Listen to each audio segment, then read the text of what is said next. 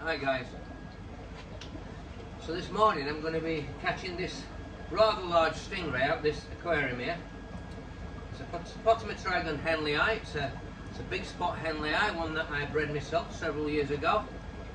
She needs relocating to a larger tank within this fish house. But obviously it's not for the faint-hearted, moving rays of this size, especially when they've got a barb this kind of size. Yeah.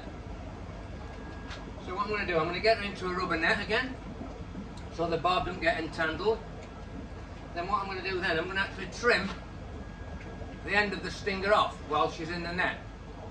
The reason for that is to protect myself once she's out the water, but more importantly for me, sounds ridiculous, but I don't worry about myself too much.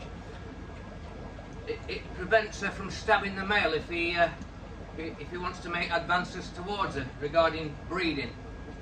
Too many males get lost through the female bringing the tail over and stabbing them in the abdomen. If it's them in the muscle, it's not a problem. They'll just bleed and it'll congeal. But if you get stuck in the abdomen, stomach area, I'm afraid it's all over. They're going to die. I don't want to risk that. These are very, very precious rays.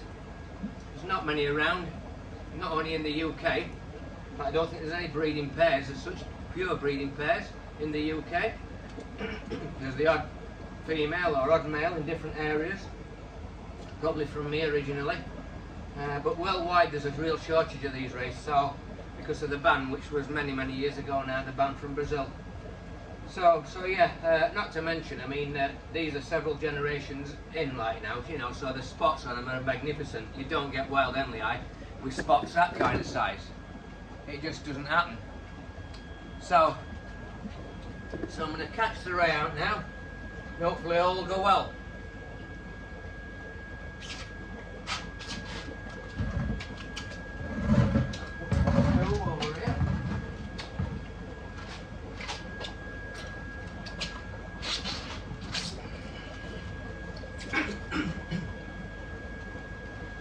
We've got a black arowana in here as well, the Osteoglossum ferrarii.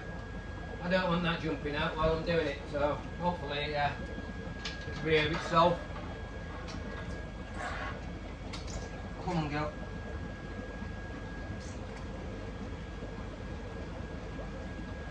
It's important not to feed these fish, large fish, before you either transport them anywhere or move them for a couple of days. So that you're not moving them on a full stomach. It means it's far less stressful.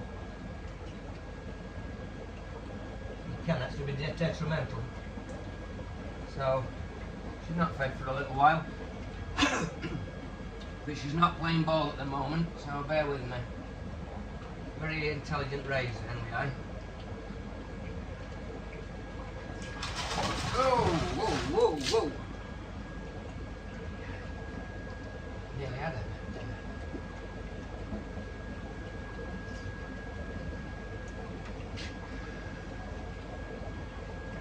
Come on, girl.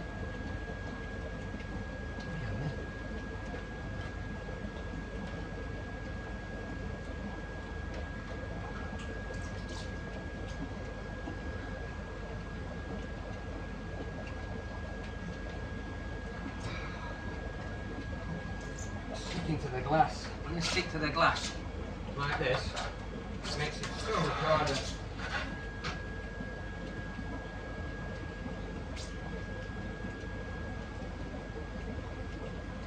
Use it's easier catching off a substrate to suck onto the glass base of the tank. Oh, hold on.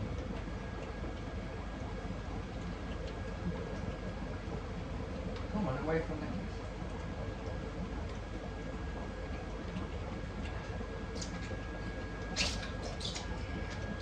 What you can't do is get frustrated, put your hand in there and get stung. It's not an option. Come on, girl.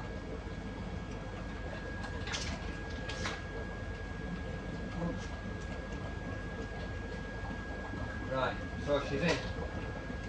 Now to nip that barb off, the end of the barb. Normally, once the in this situation, they're more worried about them than themselves than actually stinging me. So that's it, that's off.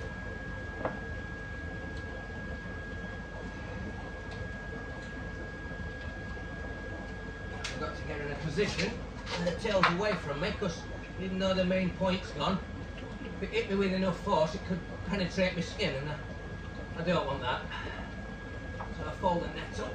This is one heavy braid, very, very heavy.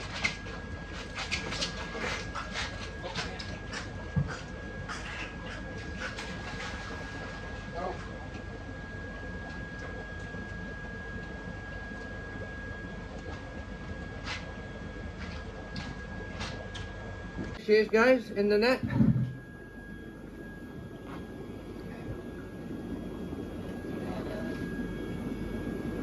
It's hard holding the camera and the net at the same time. Come on, girl. There you go. What a specimen she is. What a gorgeous, gorgeous ray. Shame about the reflections. One thing you don't get with these Henley eyes, you don't get the dirty spotting that you find in a lot of Leopold eye, black diamonds, that kind of thing. The spots always remain clean. This girl must be around at least 8-9 years old now. Look how clean the spots are, how big they are.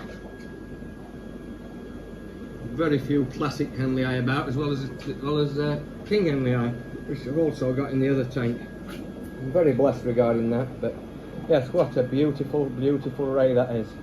So dragging the net across now, and I just get it off the let me get my arm in. There we go. Perfect job.